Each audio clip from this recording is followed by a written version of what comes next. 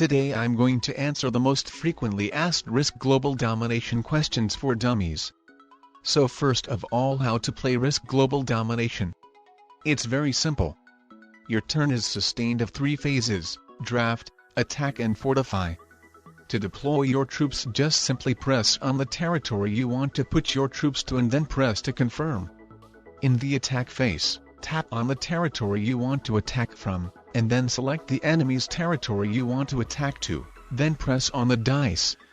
In the fortify phase, you can move your troops from one territory to another one, press on the territory you want to fortify troops from, and then press on the territory you want to fortify your troops to. Keep in mind that you can only do the fortification between connected territories. At the end of your turn you will receive a card.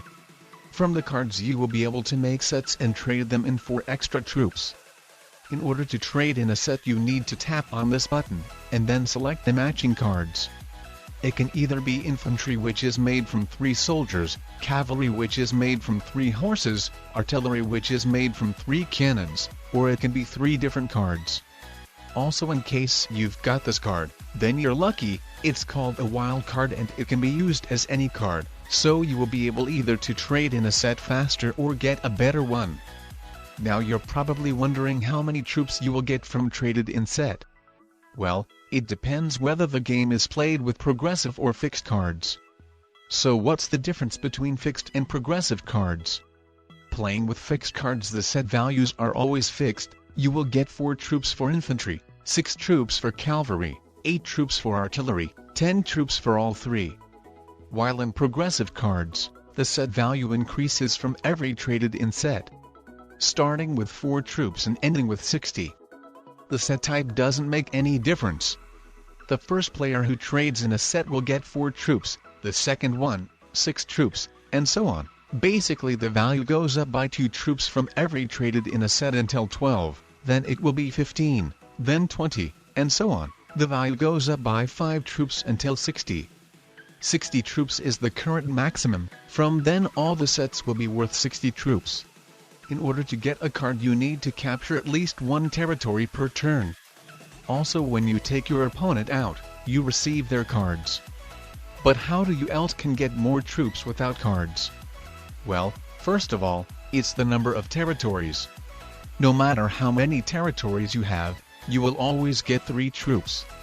And from 12 territories you will start getting 4, from 15, 5, from 18, 6, and so on. 3 extra territories from 12 are equal to 1 more troop. Also, you get troops for holding continents. To see how many troops each continent gives, you need to press on this button, and then to press here on the globe. I've just captured Europe, so by looking into this map we see that I'm going to get 5 extra troops if I successfully hold it. And now it's the most obvious question: how to win at Risk? Well, if you're playing with classic rules, or the world domination mode if we say in other words, then the person who conquers all the map wins the game. And now, after we explain the basics of how to play Risk, let's move to the frequently asked Risk Global Domination questions. How do some players attack so fast? Are they hackers? Or just how to attack fast? And the answer is no, they are not. In order to attack fast, you just need to go to the settings, and then turn the camera animations off. That's it. Some of you might say that you already turned them off, but how come some players attack even more faster, like capturing 3 territories per second? Well, in order to attack even faster, you need to play on computer and constantly press on the enter key. How to chat? In order to say something or send emojis, you need to press on your own chat head, and then this window will pop up. How to make an alliance? In order to make an alliance, you need to press on the player's chat head and then press on Make Alliance. And when alliance will be accepted, then Let's Attack screen will be unlocked.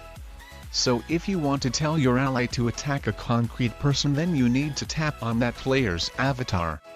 In order to say I am sorry, but I need to attack your territory, you need to press on your ally's avatar. If you want to say attack my territory if you need to, then you need to press on your own avatar of that screen.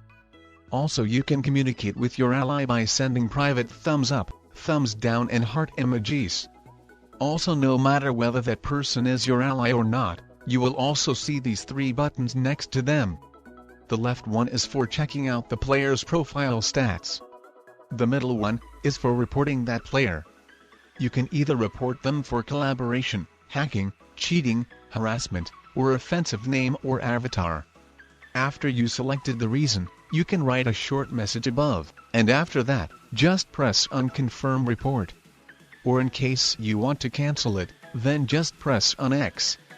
And finally, the right one is for muting that player from chatting. You won't be able to see their messages anymore unless you press on that button again. How to play 5-round rumble. The person who after 5 turns has the most territories, wins the game. In case there's a tie, then the person who has more troops. How to play 70% domination. The person who first conquers 70% of the map, wins the game. How to play Capital Conquest. The person who first captures all the capitals wins the game. However, 3 turns must be already passed from the beginning of the game. How to play Zombie Apocalypse. The person who defeats all the opponents and zombies, wins the game.